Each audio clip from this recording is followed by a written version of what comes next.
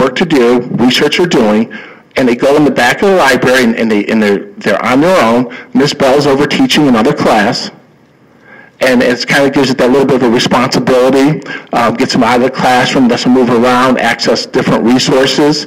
And again, we've added more fireproof bean bags. So we want to know that those passed, they got the sticker on them, we're good. Standing table, and they do a great job.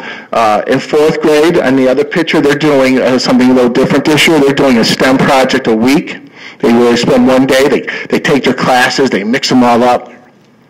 Last week they obviously had a little bit of a Halloween thing where they had to create, with some certain materials, they had to create a parachute and be able to drop the parachute without it going straight down. And the kids were really engaged. Now, while I was there, they were just going straight down. So I'm sure as they kept working on it, they got better at it. And again, every week they changed the project and the problem, and the kids seem to really enjoy it. Again, a lot of critical thinking, problem solving. They're working as teams. They're writing ideas down and then trying them, experimenting, early scientific design. So we're really pleased with the effort we're getting and how this is going to continue to expand.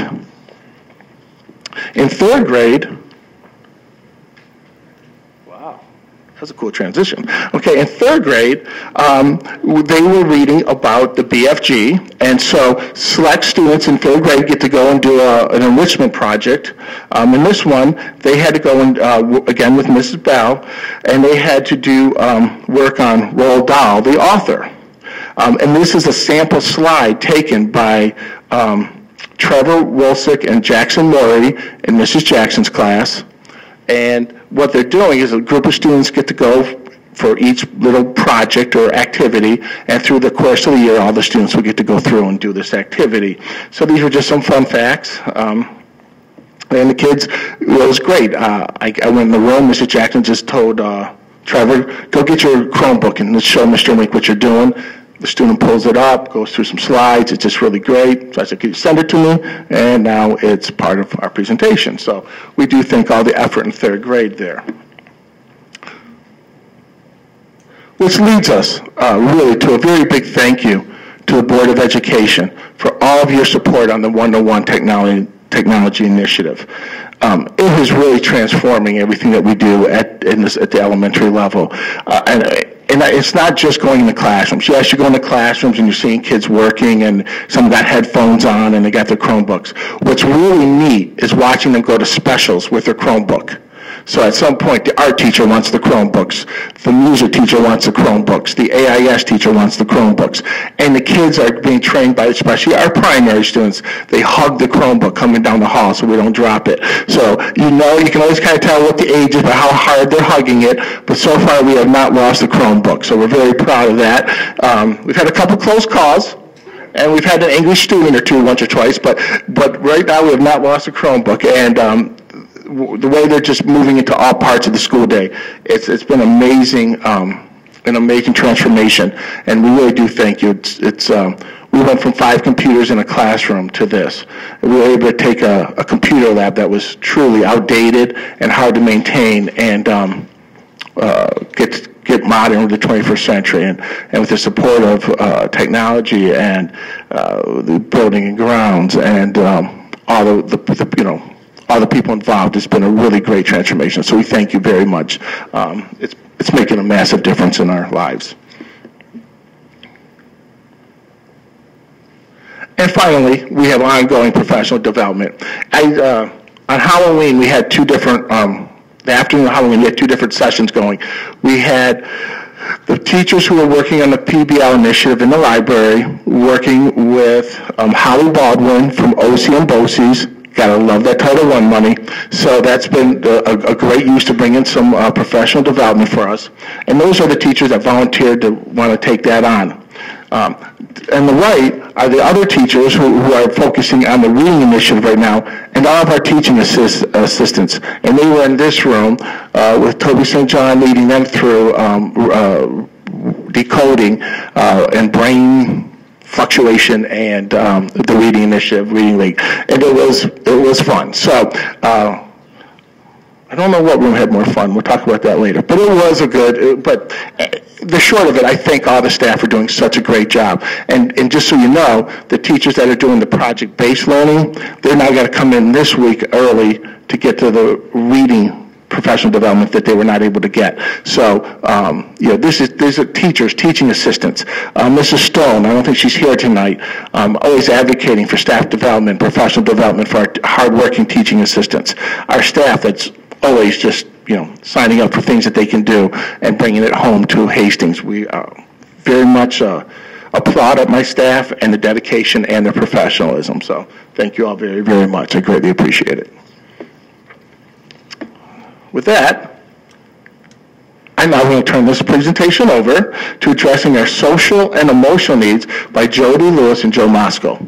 Jody Lewis is our school psychologist, and Joe Mosco is our home school liaison, first a new position that was created this year. They're doing great work, and I'll let them share that with you. Hello, thank you for having us. So Mr. Wink talked a lot about how we are supporting our students as learners, and Mrs. Mosco and I wanted to talk a little bit about the social emotional aspect, how we're addressing that, because it is essential to our kids' learning.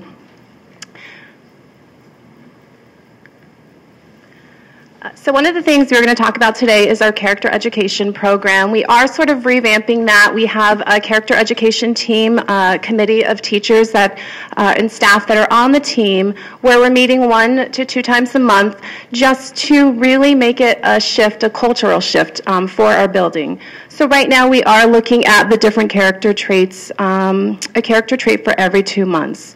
What we're doing with that is we're having a kickoff assembly. The second part of the month, we're doing awards for those kids. And we have a Google share drive. And we are putting things in there so each classroom on their own, we're creating ideas for them so they can do activities, whether they're videos, lesson plans with the kids that correlate with the character trait for those 2 months. Our Character Education Committee is also talking about various things just to make it a cultural shift and integrating it within the building. One of the things is morning announcements. So coming in the very near future, we've talked about recognizing students on the morning announcements. So we're getting something out to staff just instead of waiting for the monthly Character Education Assembly where we're honoring students on a regular basis. And then we're going to have a Wellness Wednesday. And again, I think just to start the mornings off right for these students is whether it's a quote or a guest speaker, sharing something about character education and general mental health and wellness. Around the hallways we have, and you missed, we had a lot of sprinkling kindness going on the last few months. And just creative hallway displays. We're doing some contests for the kids that are upcoming. We'll have a bulletin board where they'll display those in the hallway as well. And as we're getting our 5th grade leadership team together, they're going to help support our character education program as well.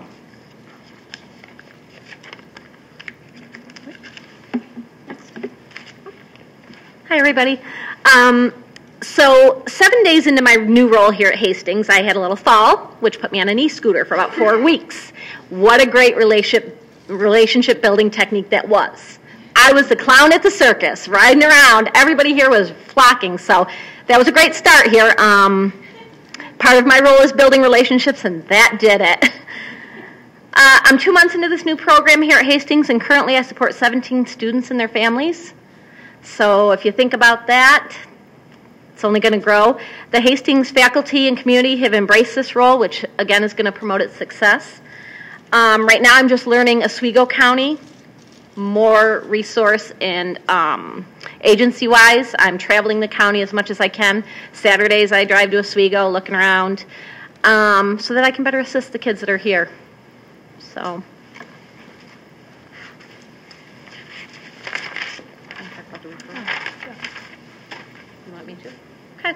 This is our referral form. Usually a teacher, it could be any staff member really, would pick this form up outside my door.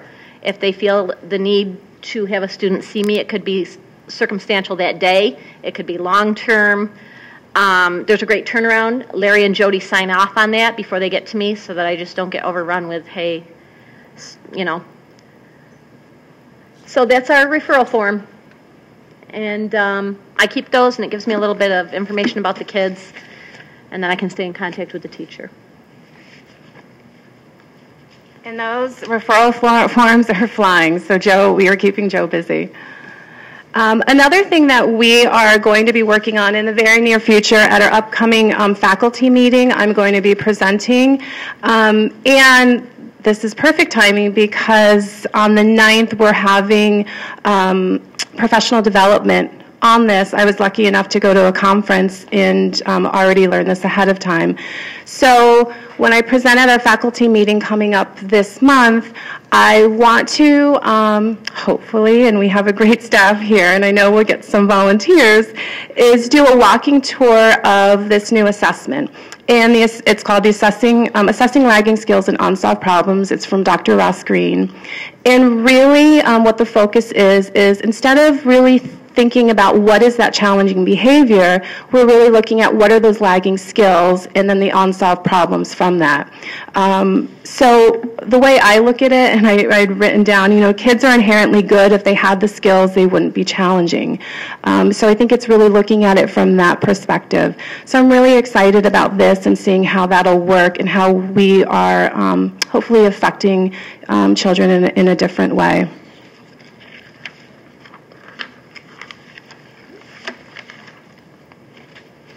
So when I came to Hastings, they have it's called a red box here. Sometimes it's called a bully box at other schools. It's one of the things I do. There's slips in it randomly. I check it daily. It's a nice thing for kids who can't really go and talk to someone about what's going on, whether it be bullying or someone on the bus is picking on them or anything. So they put it on a little slip of paper. I go and get that paper, and then I confer with them one-to-one in my room, or I get the other student involved if needed and try to resolve it so that they feel safe here at school or on the bus. And again, it's just another outlet to reach out to related service providers and know kids that are cared for, and that we're going to be here to listen to them. So I'm just going to read this quote. I know we can all read, but really focusing on intervention versus prevention and having, you know, support staff like Joe and myself beyond what the teachers address every day is important. So again, it's not what you do for your children, but what you have taught them to do for themselves that will make them successful human beings. So that is the social emotional aspect as well. And coincidentally, I thought that this was really important. So I was just working with a girl the last week or so, a 5th grade student. Today I peeped into her classroom, and again, teaching these skills to kids, I got a thank you note from her, which my 15 years in my career have gotten pictures and I've gotten gifts, but I've never gotten a thank you note from a student. And it says, "Thank you, you made me feel better and happy. You made me realize I should not be scared to talk to people. Thank you." And I mean, it obviously melted my heart, but again, it speaks to the importance of addressing these children's needs. And how cute is this?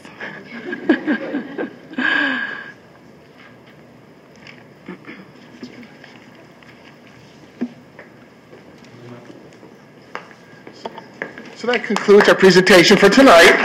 If anybody has any questions, otherwise, we thank you all for being here. Staff, thank you so much for taking time to be here tonight. It is greatly appreciated. And board, so Larry, let me just thank you jump for in your for support. Yes, Mr. Calbuco. So, just because Larry mentioned Title I school, so people know, I believe it changes sometimes. It's about 38% is what the threshold is for students getting free and reduced lunch, which then drives, our Title I. So every one of the buildings in our district's Title I, except for Brewerton Elementary, just because you're a Title I school, or just because you receive free or reduced lunch, doesn't necessarily, it's not an indication about the parents or anything like that. An example that I had was my brother. He'd adopted 4 children. He has one of his own. There was a time that he actually qualified for free or reduced lunch. Didn't take it, but again, he qualified for it. So I don't want anyone to think that it's necessarily just because you're free and reduced lunch. But with that being said, the state does recognize that if you do have a high population of free reduced lunch, there are going to be things that come along with that in a needier population.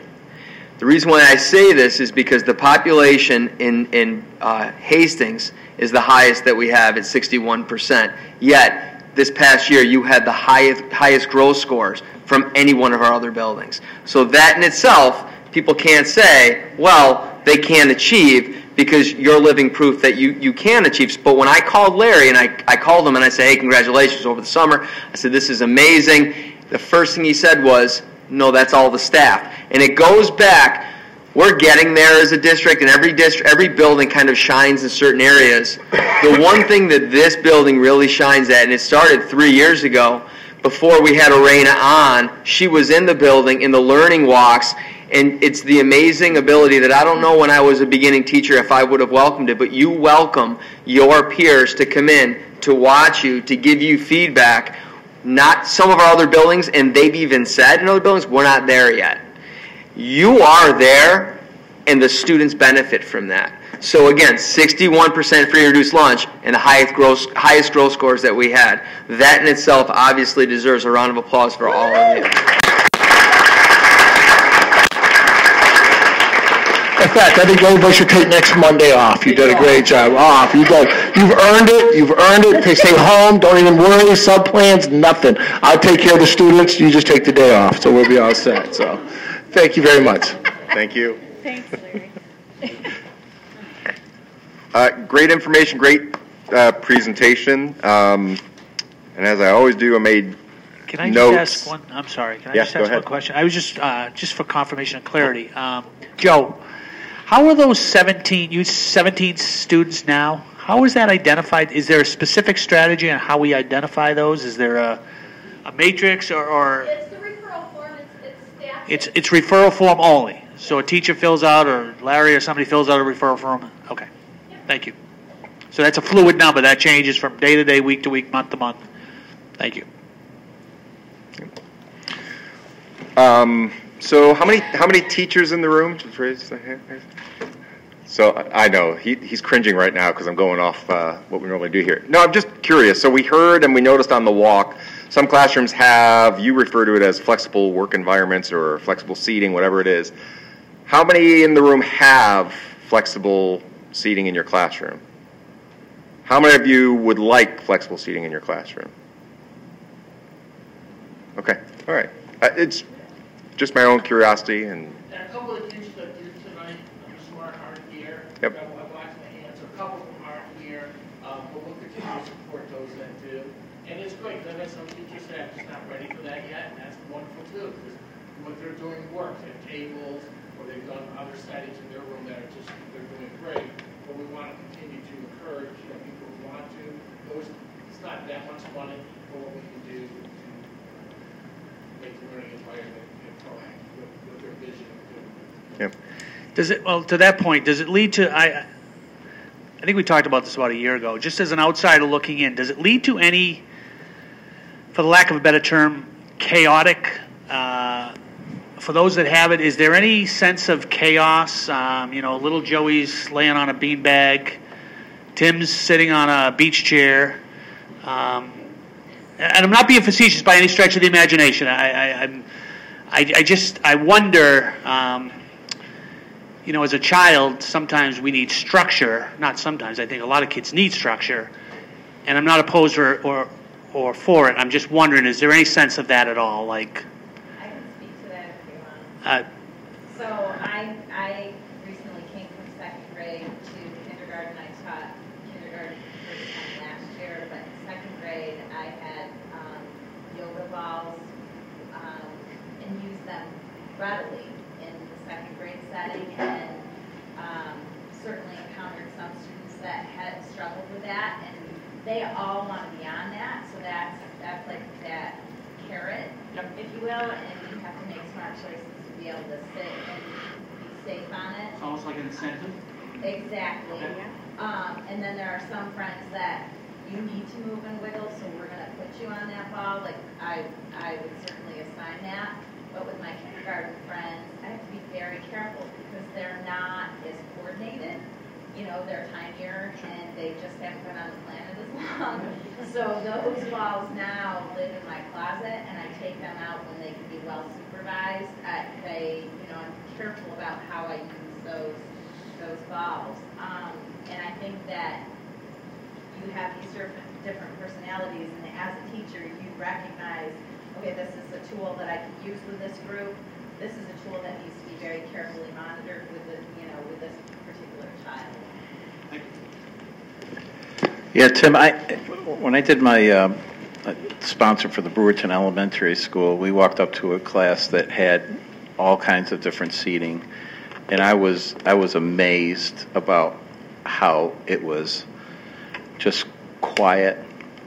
Kids were on their own. Kids were doing their own thing, and it was really, we just walked up on it. It wasn't a show on my thing. He says, let's poke it in, and then we've seen it. It was, I was astonished by it, really. I mean, it just, to me, if it works, we should. We should do it, right? Well, that's what I'm saying. We should be able to bring the things that work forward and just continue to bring them forward as far as the thing. I love we come to these things and see the fantastic work that's being done, and it's a continuum every year, better, more.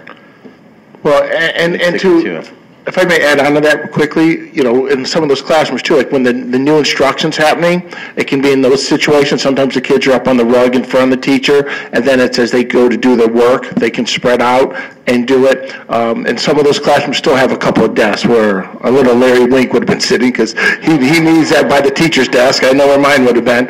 And so, I think there is a combination that meets the needs. The other thing is, I think you got to have a class. You also have to take time preparing your students for that.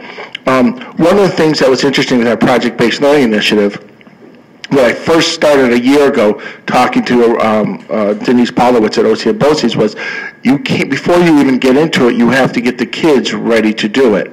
And so part of it is getting the class educated on expectations and what's appropriate, what's not appropriate, working independently, working with groupings, picking a partner, picking a good partner, not a bad partner. And so that takes time, but that's also in that modeling and being sure they have it, because if they don't have it, I would suspect we would take it back.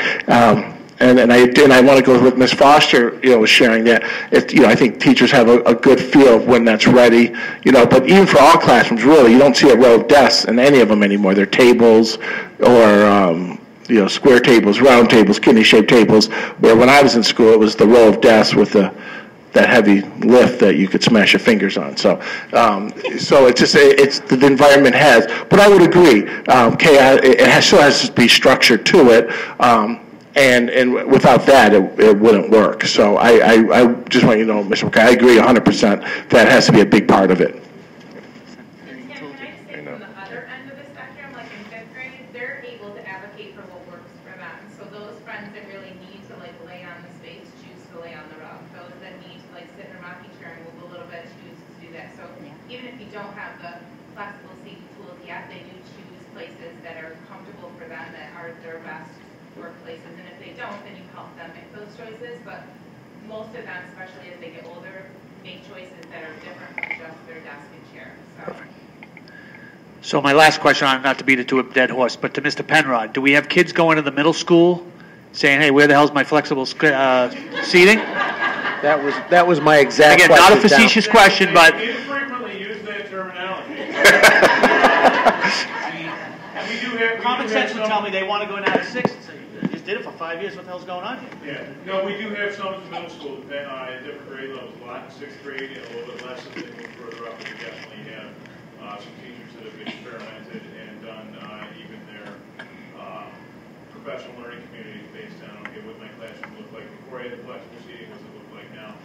And so there's definitely access to that in some of the middle school classrooms now. Thank you. I just ask all the questions these guys have. Just so they're all thinking the same thing. They don't want to. Well, exactly, and I don't think we're going to see this at the high school. I don't believe, right? Actually, There are already. No kidding. Well, the standing desks, I can understand, but beanbags. And, So here's the interesting thing. The last, my corporate office is in Florida, and they have invested heavily in flexible bean bags, all these different things. It is. Yes, Yeah, so is all Google ages. and other companies, sure, but there's also companies that don't do that. So we cannot divest ourselves from the normalcy of the past either. There has to be a happy medium. That's all I'm saying. I don't know if bean bags are going to work in every industry out there in the field. Thank you very much. Thank you. Thanks, Great guys. job.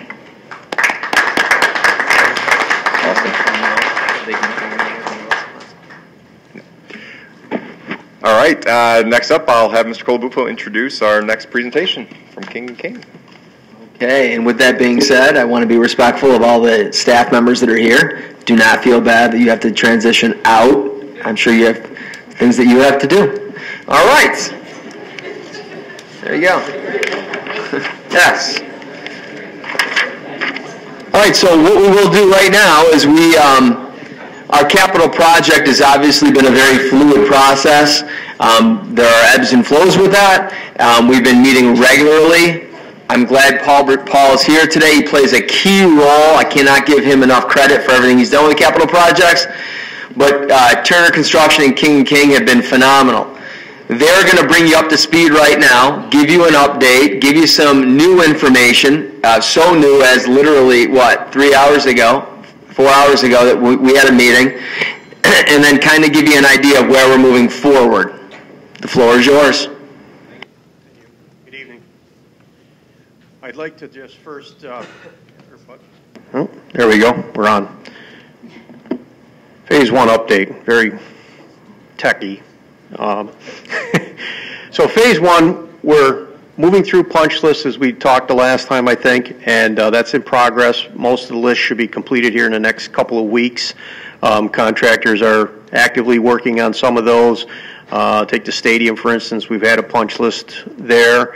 We had a meeting last week, and most of the items are going to be resolved in the springtime. We're going to let spring sports play through, and once spring sports are done, we're going to lock down the field. We need about a week out on the field to take care of some concerns, and then take care of that. If we go into there now with weather and things like that, it's let the field sit, relax over the winter, and we'll come back in the springtime. It's not going to affect play of field or of anything like that. That way we don't disrupt any sports for the springs.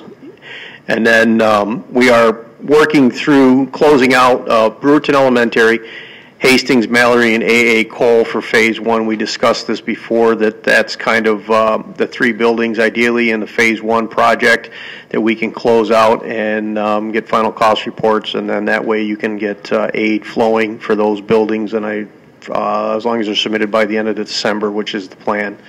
So that should be done by the middle of the month from our end of it, and then it'll get turned over to fiscal advisors to take care of that.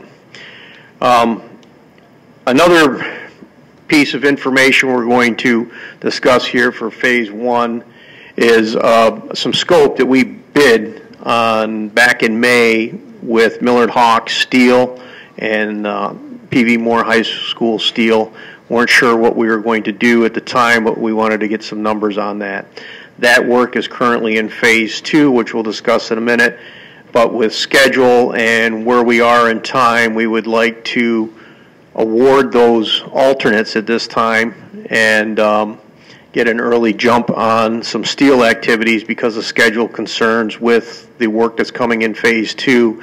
And it's a little bit more apparent when we get through the Phase 2 stuff. But where we have outlined here in the orange here, the yellow, all that corridor area is over flooring. And we want to do flooring in Phase 2 in that building, and you're not really going to put steel up. There's 126 pieces of steel that have to go into this area that's highlighted in both those colors, and that's like 14 ton. It's not a lot of tonnage, but it's a lot of steel with jockeying it up in place, getting it fit, welding, so there's just a lot in that process. If we do not get a start on that process, that's going to really delay us with the other work.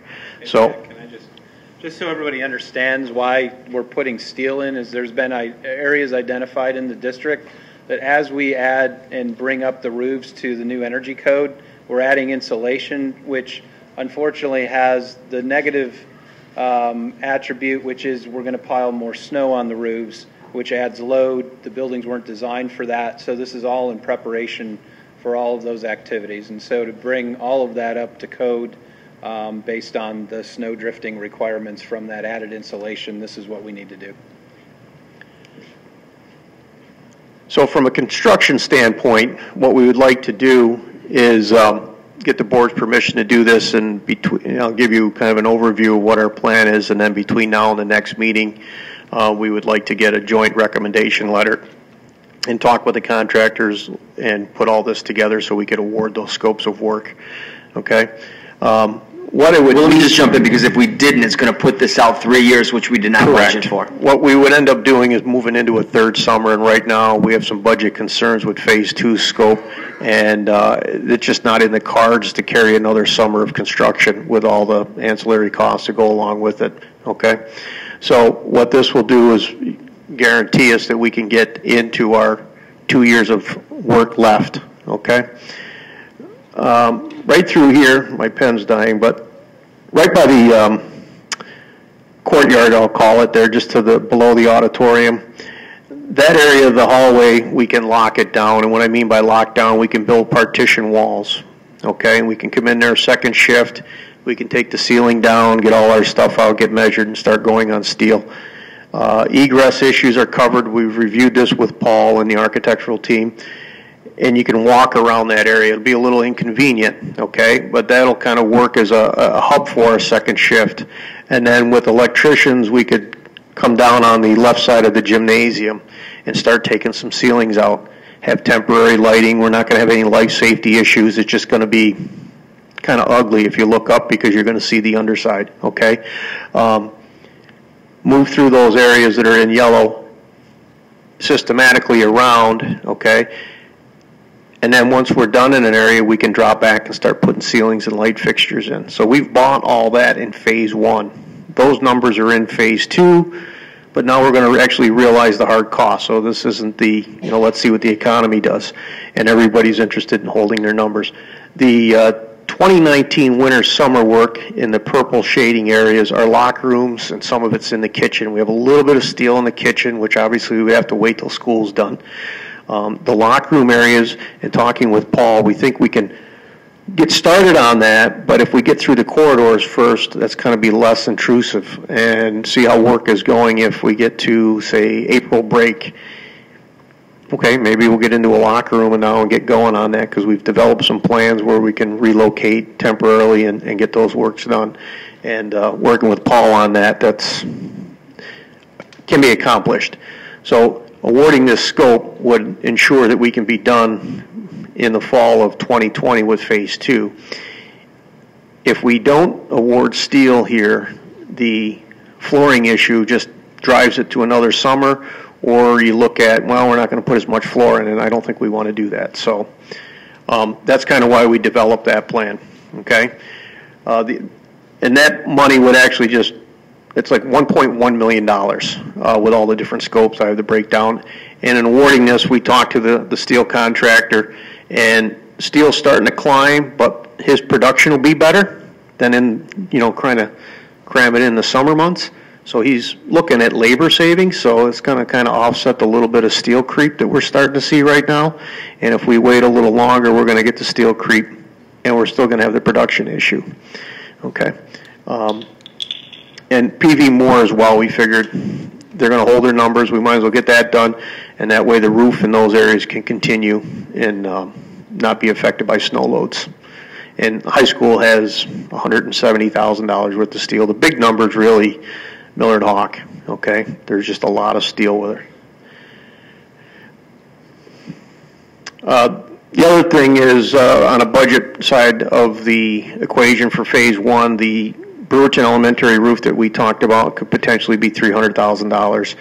We actually, that came in at $147,000 after all the deducts, and we used allowance monies within the budget, so that saved some more money on markup. So that really saved some money. So that was kind of a good thing for us. So right now our budget is still in line where we thought we'd be for phase one, and we'll pull the real dollars out of the phase two. All right. Let me just. So on our phase two update, our CD estimate that we have is running about $2 million over. Okay. Our schematic design estimate was a little high, but we were running in that neighborhood too, but we kind of knew that going into this.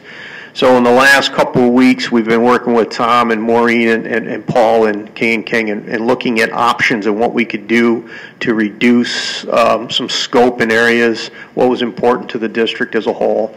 And, we primarily went a little higher in the high school with the auditorium, which there's, with the seating capacities and the amount of work you want to do in there, you have to do so much to make it the way you want to have it.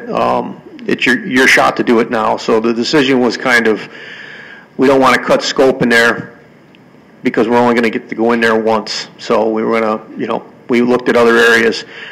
We've pulled out some door packages, which around every building here in the district, took all the doors out, exterior doors, which is going to roll into a security package as a fallback, right? So that work can kind of slide to your security scopes. Windows, we're going to pull some of that work out and break down how we bid that, so that'll help with some alternate choices so we can kind of massage the budget once we see real numbers. The other scope of work that we looked at reducing would be in Millard Hawk, and that would be the basement floor of Millard Hawk.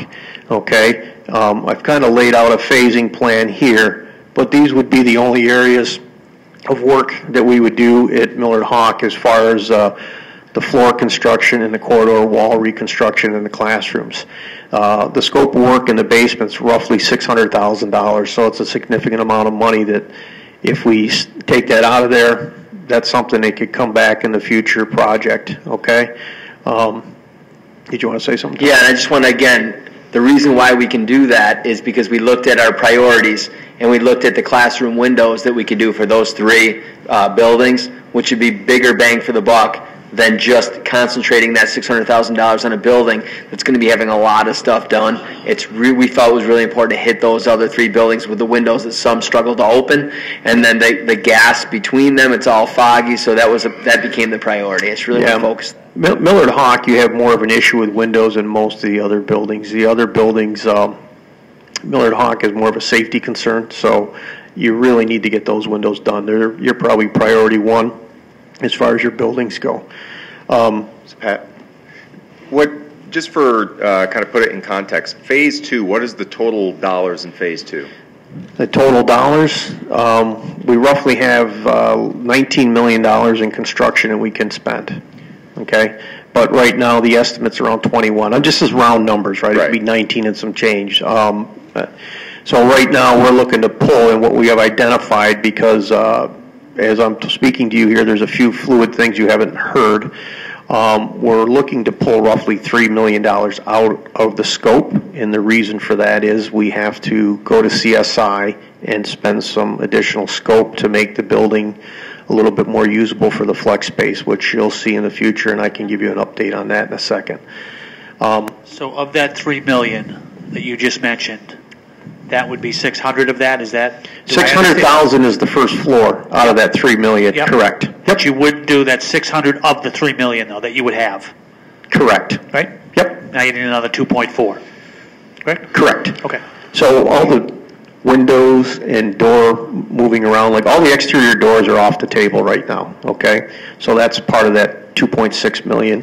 400,000 is the mechanicals that AA Cole, the design that was there really doesn't do justice to what your concerns are, so we decided instead of going down that road, Paul said, let's put that off. I can get through to the next project. So there's another $400,000, okay?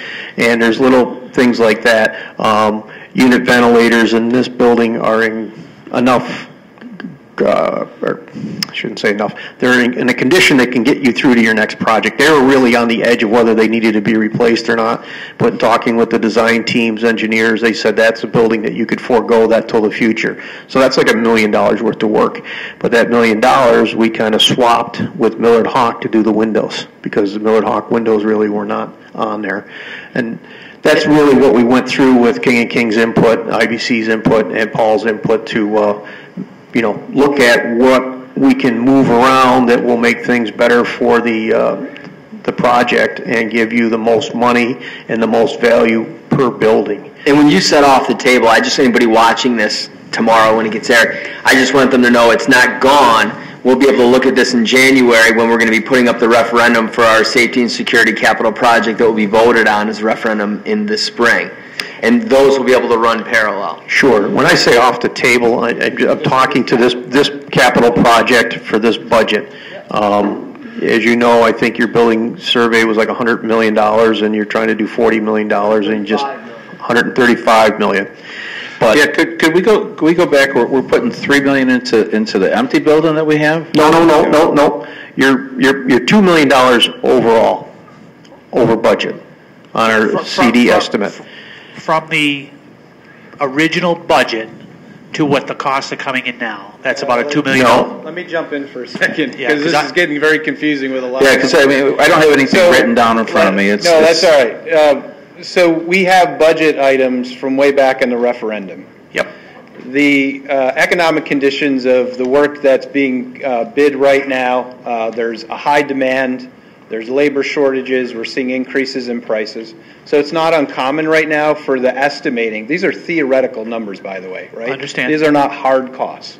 They are numbers that the design and construction team, the CM team, are very closely monitoring, because the last thing we want to do is put a district in a tough spot to not award contracts, because we all didn't do our job to be able to accommodate those fluctuations. This is not anything different than what we're doing with all the districts we're working with right now because of these conditions. And so the work to date is not necessarily taking things off the table, it's reshuffling the priorities that we already had going into this project. And so throughout this entire process, working with Paul and Tom and the rest of the district, there's been this constant give and take about things that have been added to the scope, like the auditorium and other things that, as Pat pointed out, we've got this opportunity in some of these areas to do it right now and not come back to it. And then other areas we're going to have opportunities, like with the security project and other things that actually honestly make more sense to pull the doors out, because we're going to have to redo the hardware on those later on, potentially in the security project. So these are all things that we're evaluating, so we're not doing things and then having to come back and redo them, or at least evaluate that now. So we've got a $2 million on paper only over budget situation, and through alternates, kind of reshuffling those priorities, we're going to put us in a good position, and we're reaching higher,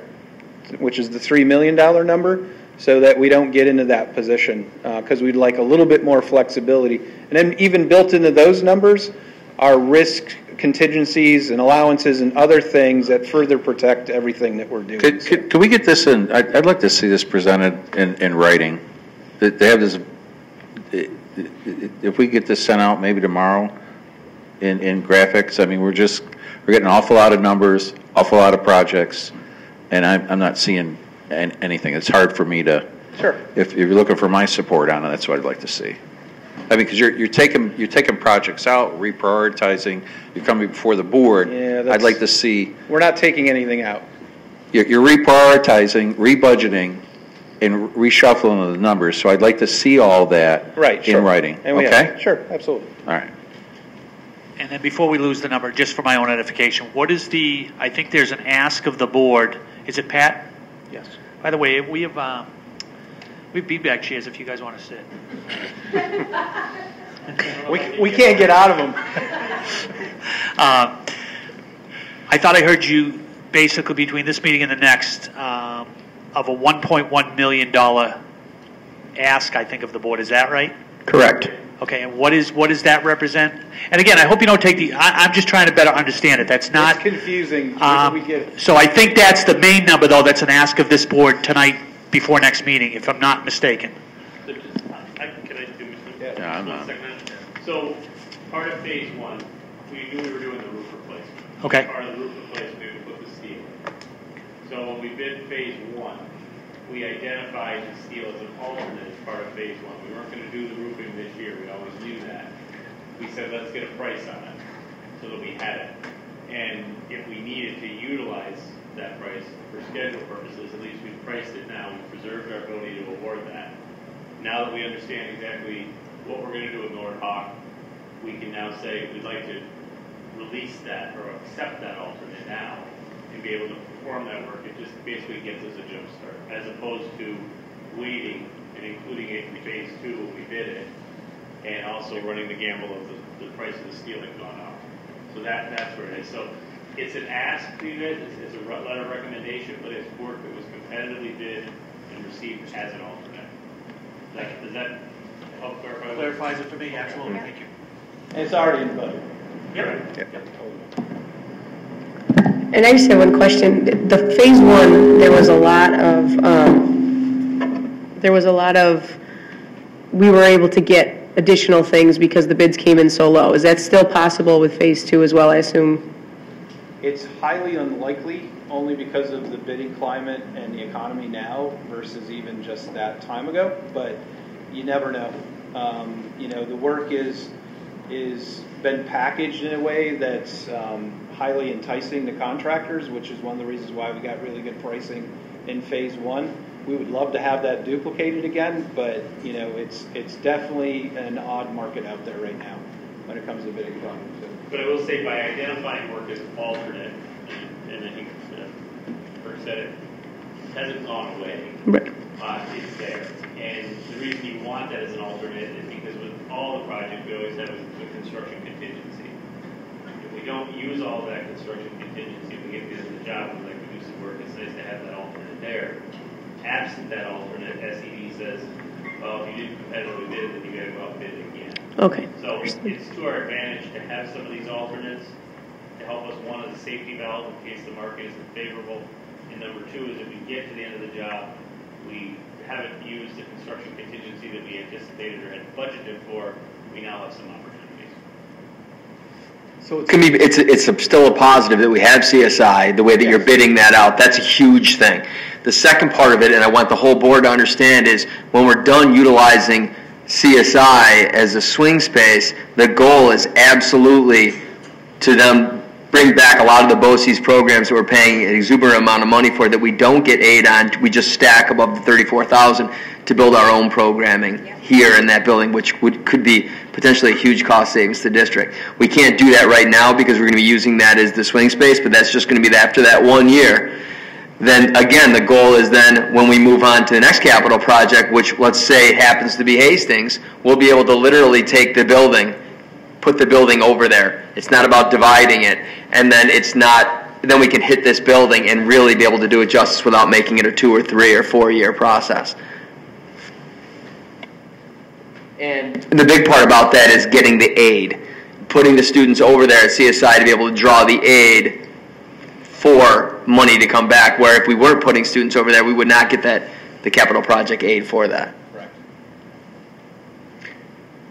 Silly question, but if what you just described, aren't we swapping aid from one building to another, though, in that scenario?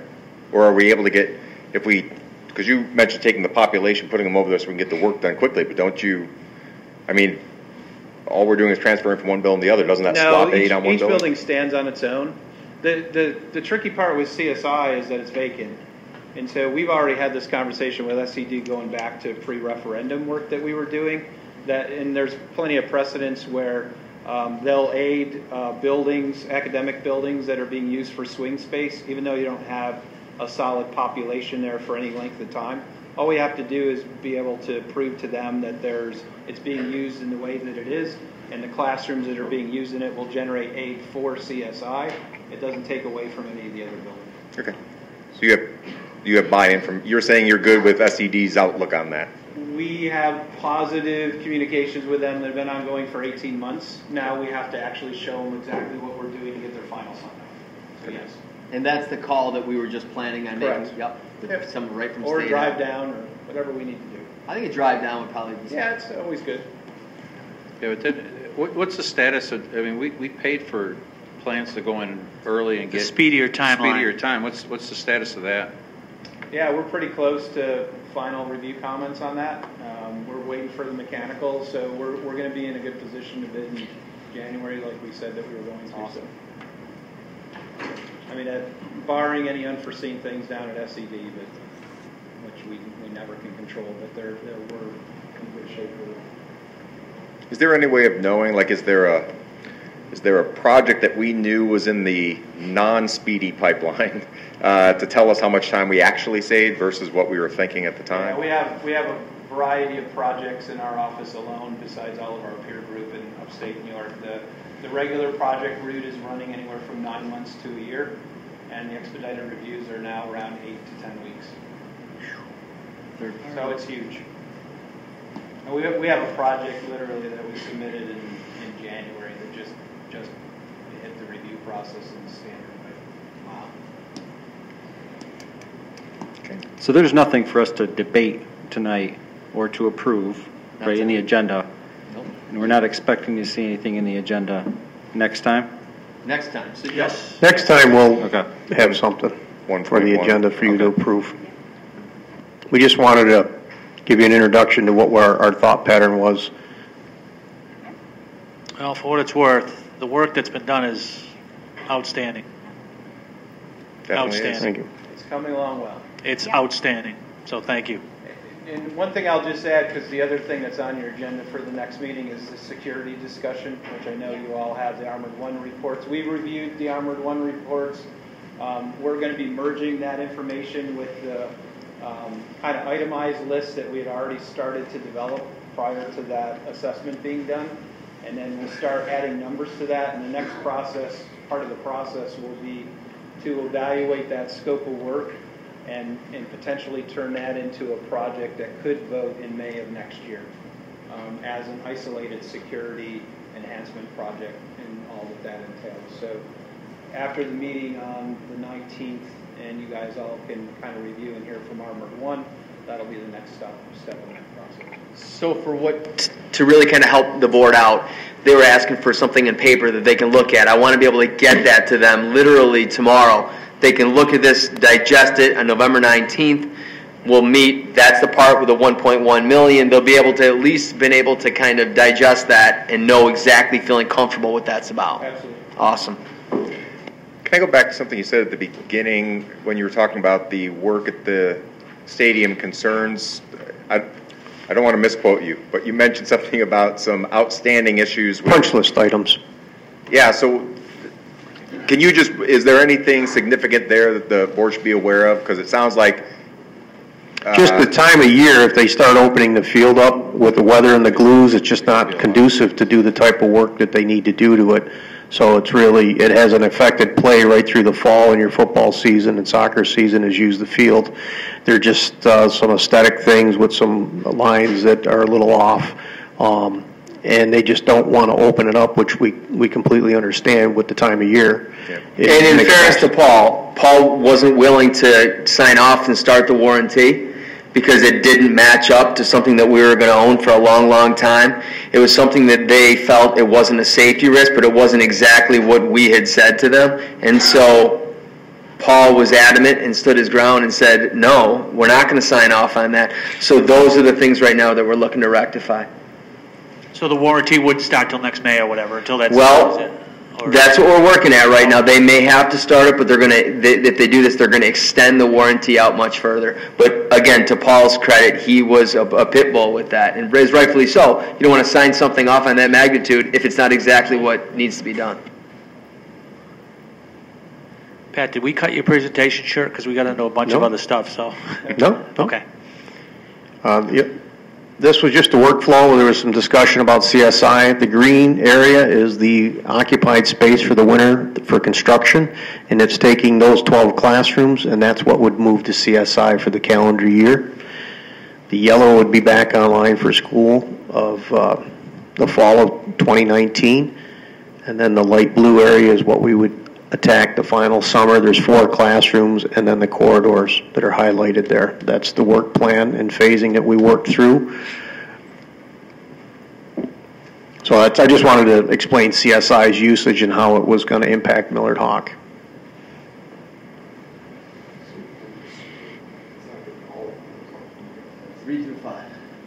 Grades 3 through 5 will be the only ones that ever go over there. Yep, for the 1 year, and then they'll be able to get it done.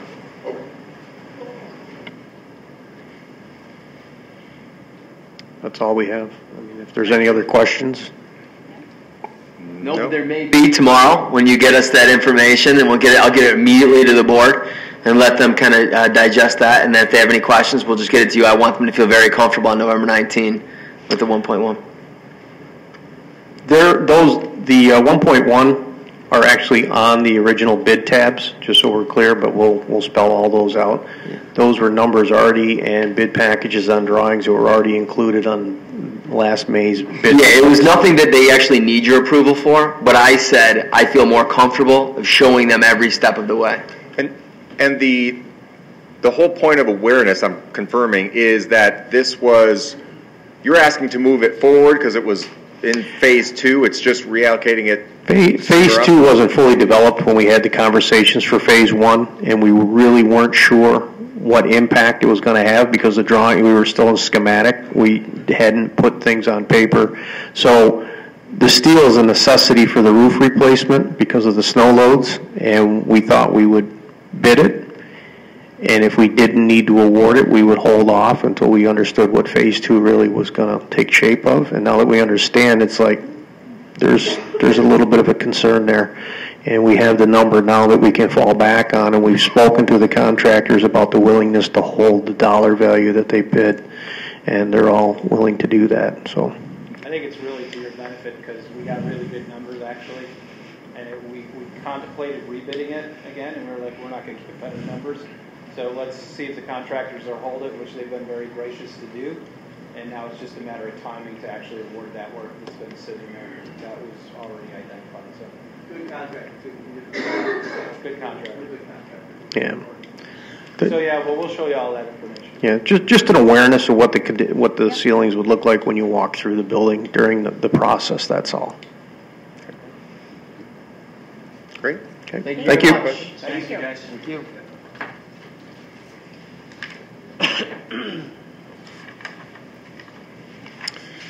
All right.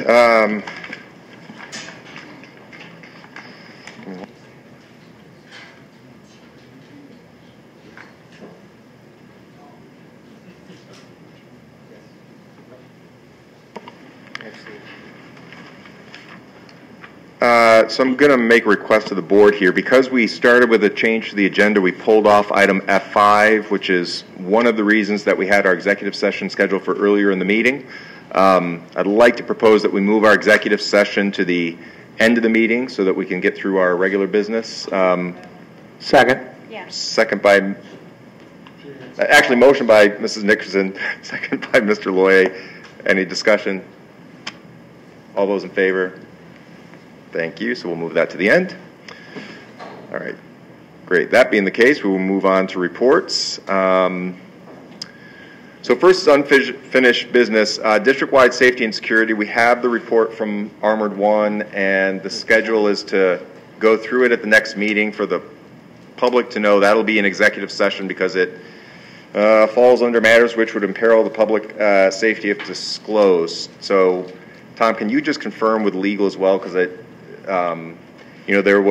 a funded project to get that report from Armored One, and in case we get a FOIL request, I want to make sure that legal's ready to say why that's not being shared. Yeah. And when I said that to them, they said, because like you just said, it's going to talk about deficiencies in certain areas that we absolutely don't want that could be exploited, but I will absolutely do that. Okay. And that'll obviously be a pretty significant discussion. I'm trying to think. Yeah, I can ask that. So the study did not include CSI. Do we have an ETA or anything when that will be ready from Armored One? Go ahead. I believe they were down there Friday.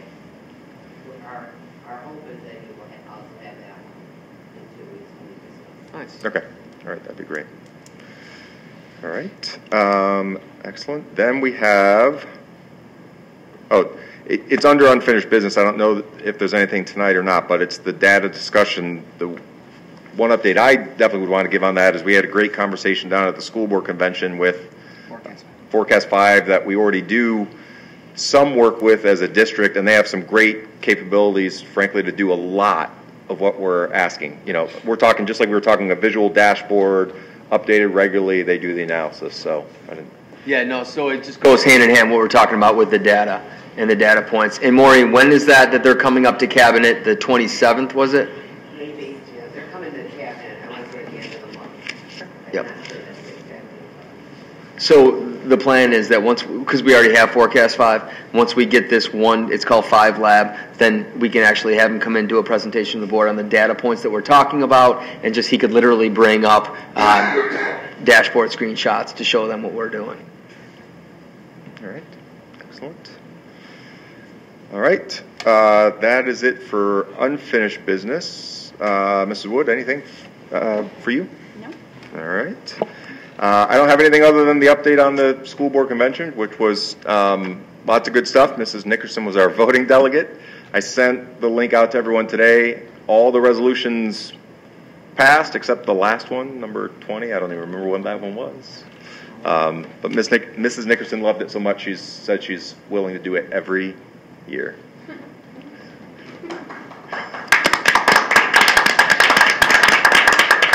I'll second it. I was going to say, and that's an official motion. All right, open up to the board for not unfinished business. Any board member reports? All right, so one reminder, which is next, what's today, the 5th. This Saturday is the Central New York School Board Association has a leadership development session from 9 to 12. If you're interested, make sure you let Pearl know. I believe the deadline is tomorrow. Yeah, so if you can, if you're interested in that, RSVP to Pearl by end of day tomorrow, and she will make one registration for us. So, and that is at the OCM BOCES building in Liverpool. All right, with that, I will turn it over to Mr. Colabufo for the superintendent's report. Okay, on Saturday, November 3rd, 2018, Coach Bob Coppola was inducted into the Section 3 Wrestling Hall of Fame. Coach Coppola has coached for Central Square for 37 years and goes into the Hall of Fame, number 1 in Section 3 for wins for a wrestling coach, over 600, and is currently ranked 3rd in New York State for the most wins as a coach. He still goes to Paul V. Moore High School almost daily to help out with athletics. Big congratulations there to Mr. Coppola. The turf I kind of wanted to give an update, but we kind of just already said that. I wanted to say that there were things that Paul in walking it wasn't 100% comfortable with, and that they absolutely are going to extend that warranty, is what they said to do, to make sure that those are all done for the exact way that we want them, which is great. And I can't say it enough. Paul has been so invaluable to the district during this process. Update on the College Career Readiness Committee. So we know what our goal was last year, and it was to identify the attributes of a Central Square learner. We've done a great job with that. As you can see, Larry Wink has embedded that in. I'm seeing it's part of the school action plan for all the buildings. They're doing a wonderful job in actually embedding those into instruction. The primary goal this year, and at our next meeting, it's really going to be showcased to the committee, which is November 13th, and at 6 to 7:30, and that's going to be having the community, having the committee really focus on building those pathways for our students, especially the students at Paul V. Moore, and that would be canvassing all of the companies that are interested to be mentors for job shadowing and for internships. I've had people reach out to me saying, look, my son is really interested in such and such. It could be in the entertainment world, or it could be in physical therapy, and we've connected those. But this plays right into what they're doing at the high school with that exit portfolio for students that are in 8th grade, they're going to be coming into 9th grade, that will be required to have some type of job shadowing, and the internship and the mentoring. We really want to be able to use our business partners that are out there. I've had people from Lockheed Martin, King & King. There's just our own people, so I'm going to have a majority of the, I think, 42 member group of the Fort Brewerton Greater Oneida Chamber of Commerce that are going to have all of their groups at this meeting, because they want to be able to do more for our students, and I think this is going to be a great win-win.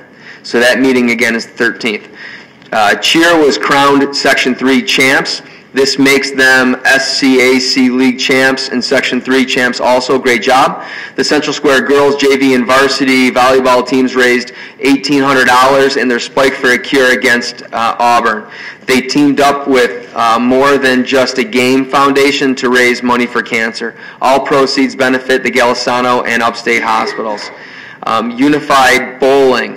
So I wanted to just put that out there now. I'm going to be putting something for the November 19. It's going to have a breakdown of cost. I wanted to say, Maureen, do you remember the number? Maybe $2,000, if that, $1,800 it might be. And it's another opportunity to have a unified sport. We've had parents and students say that it was very meaningful when we had the unified basketball. A lot of the districts in our county have now included unified bowling, so we thought that's just yet another opportunity that touches upon our attributes that we really want to provide all students with the opportunities to excel as citizens in a changing world. And for unified sports, especially for the students that have some type of disability that they're overcoming, that's a wonderful opportunity to have that feeling of sport. Paul D. Moore, students were treated today to free samples of a new Asian special offered by the cafeteria. Tom O'Brien of GEM Food Brokers volunteered some of his time to provide samples to the students. This meal offering will be served in our cafeteria up until Friday as a special. The last thing I have on there was I gave blood. I know other board members gave blood at the fall harvest blood drive. And there were many students, and I was there with them, and they were really nervous. And I asked them if they've ever given blood before, and they said no. And my first thought was maybe they're getting out of a class. And I asked them what class that they were out of, and they said study hall or advisement. And I said, well, why are you doing it? And I had so many students just look at me and say, because it's the right thing to do. And that's a testament to our students and the families that they feel that is so strong.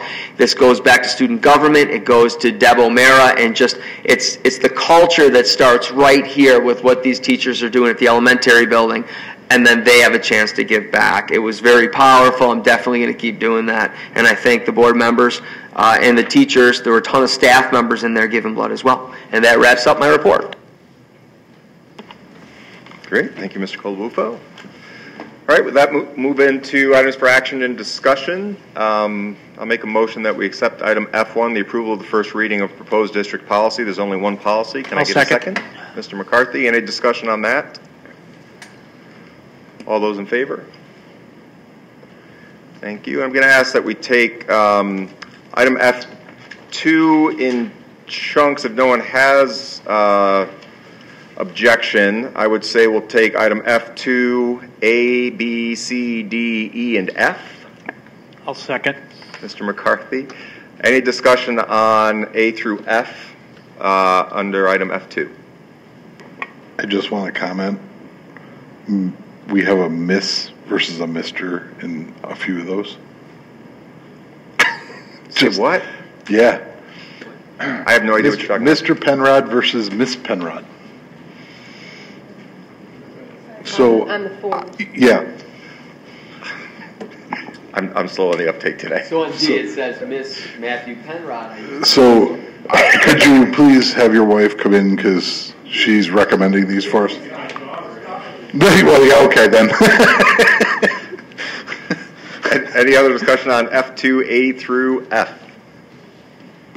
All those in favor? Unanimous. Thank you.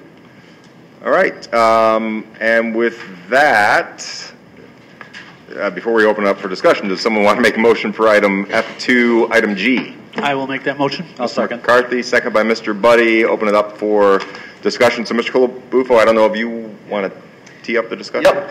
So after the last conversation that the board had when this was put up there, I talked to Mr. Penrod and Ms. Galvin, and we said, okay, we wanted to find out more information about this, and we did. And we were able to determine that although there weren't, I don't believe that there were any 8th grade teachers, right, Mr. Penrod, that were going to chaperone that, we did have enough chaperones to be able to go to make the trip happen.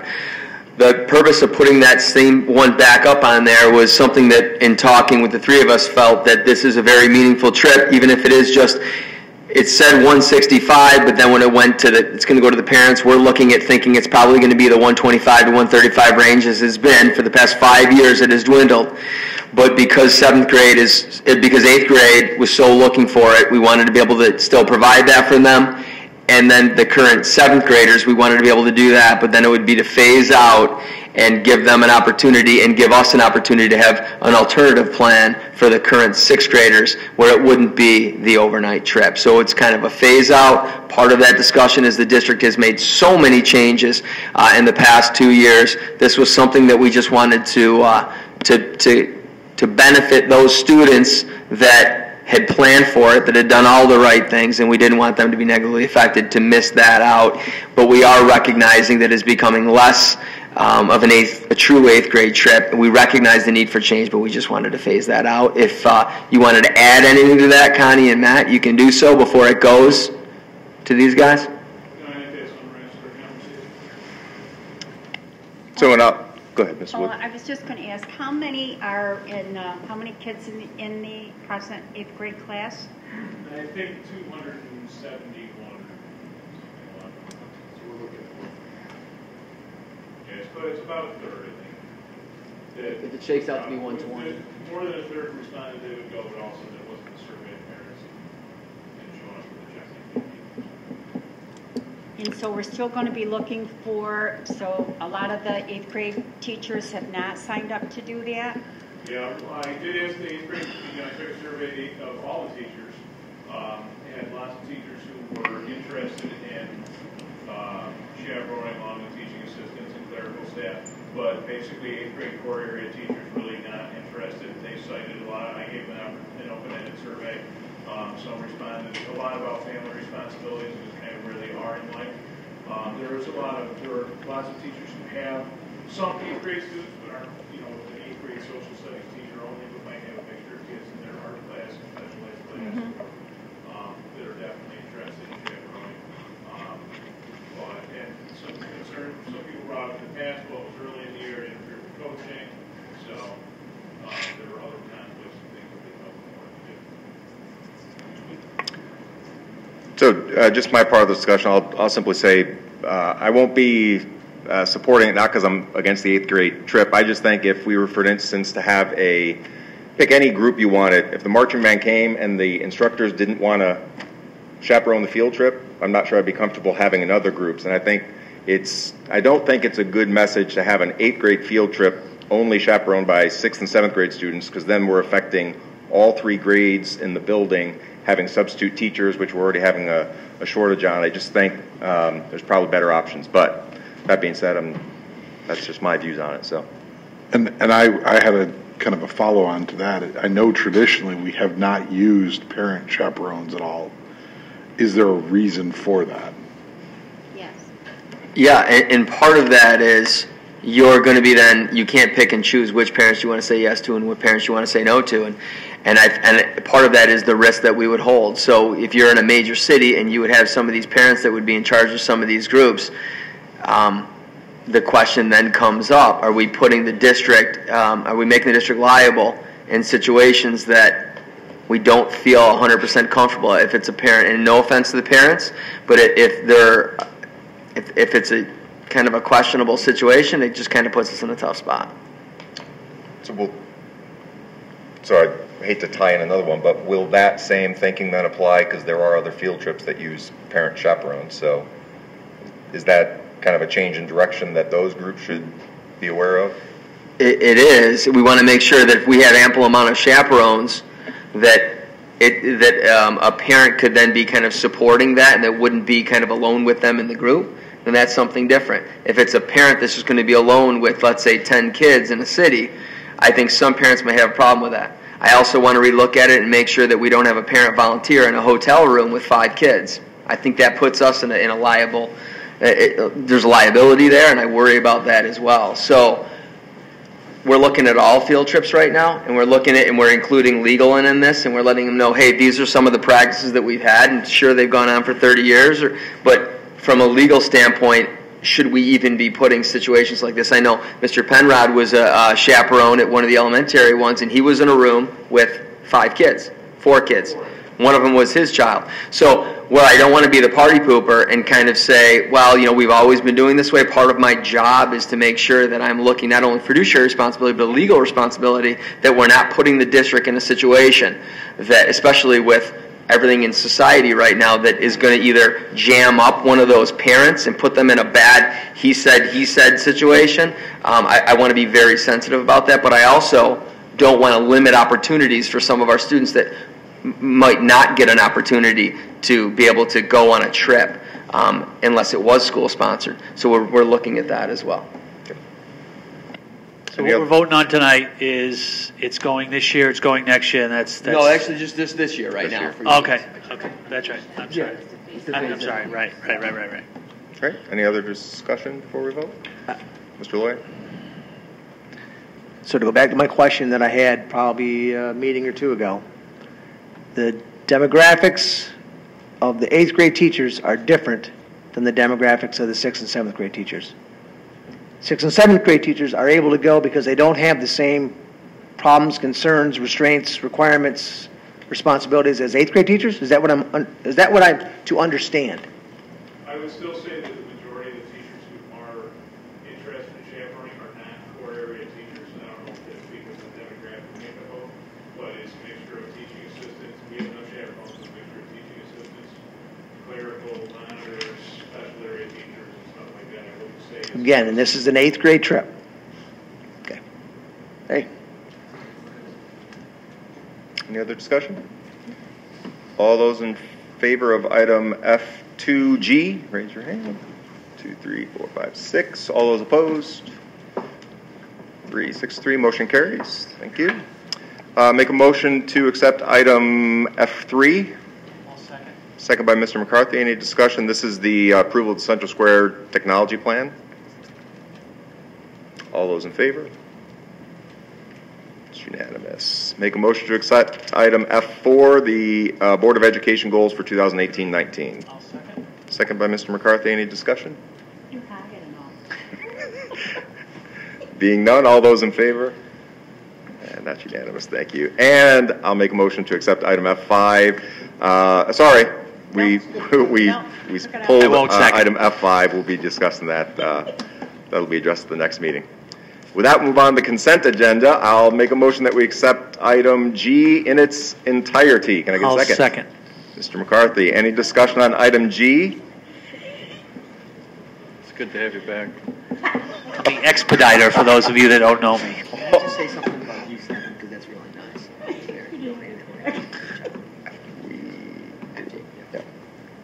All those in favor of accepting item G in its entirety? It's unanimous. Thank you. Yes, Mr. Colabufo, you can mention that and then we'll introduce you. Very special. The donation, the $4,277 to the athletic department from Rocky and Judy Bay in honor of Ryan, who had passed away. I think that's amazing that the parent wants to keep that going. I know that I've been kind of bouncing ideas off things with Jim Dranzek, and one of them was it may not be this, but I just want to give you an idea just how special this idea would be. And the baseball fence, the baseball screen, the windscreen was destroyed in a windstorm. To be able to put one with some of that money and then be able to say in honor of Ryan Bay. And then that would always be people who drive up the street and be able to see that. That's something that I think the parents would feel really nice about. It's a win-win for us and a memory for their child. But I wanted to definitely touch upon that because that's a huge donation. Yeah. Awesome. And also thank you to the AA Cole PTO for their donation of, and I had to look it up because I knew I was going to say it wrong, the Gaga ball pit, which I'm familiar with only because my kids did it at camp, but the kids are absolutely loving it. So with that, did you want to introduce our new employees? Yes. And Yes. So we will start with Erin Dano, TA, job also she's coach at Paul V. Moore. Job coach. Yeah. Job coach. Where is Erin? Erin, there you are. Stand up. Come on up because you have an amazing gift. This, I better not see it on eBay. So, there you go. Yeah. Oh! Welcome aboard. Hopefully you can hang out. We'll call you afterwards. Welcome to the district. And also another teaching assistant, job coach, Paul V. Moore. In Brewerton, we have Nicole McCarthy.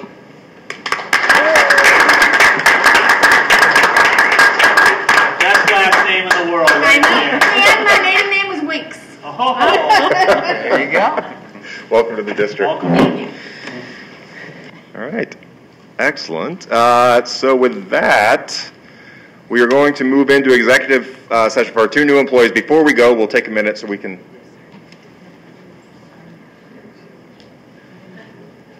Yeah, you didn't do that, did we? You're saying I. Oh, H. Yeah. H. Yeah. Tim, I'm not sure what you're doing, but you let me miss one. I make a motion that we accept item H in its entirety. Second. You guys got your bags early, just saying. You may have. Are you good? Okay. So sorry, was that a second by who? Me. Mrs. Wood. Any discussion since we already gave We both know you're in trouble, just for the record. Okay, so the question I have right now is this. If we vote on it, it doesn't go through, what do we do? Bag. All those in favor? Excellent. Okay, Thank you. Melody wants to know when she gets her bag. I'm not going to say what I was going to say. I guess, I don't know. There are fabulous prizes awaiting. We're going to move into executive session, but we'll hang out for a second because we'd all like to say hello to our new employees. But I make a motion that the Central Square School District Board of Education hereby move into executive session to discuss negotiations conducted pursuant to the Taylor Law involving the CSAA and the potential sale, lease, or acquisition of property because public discussion would substantially affect the value of the property at issue. Can I get a second? Second by Mr. Speedy Lawyer. Any discussion? All those in favor? Thank you. We move into executive session.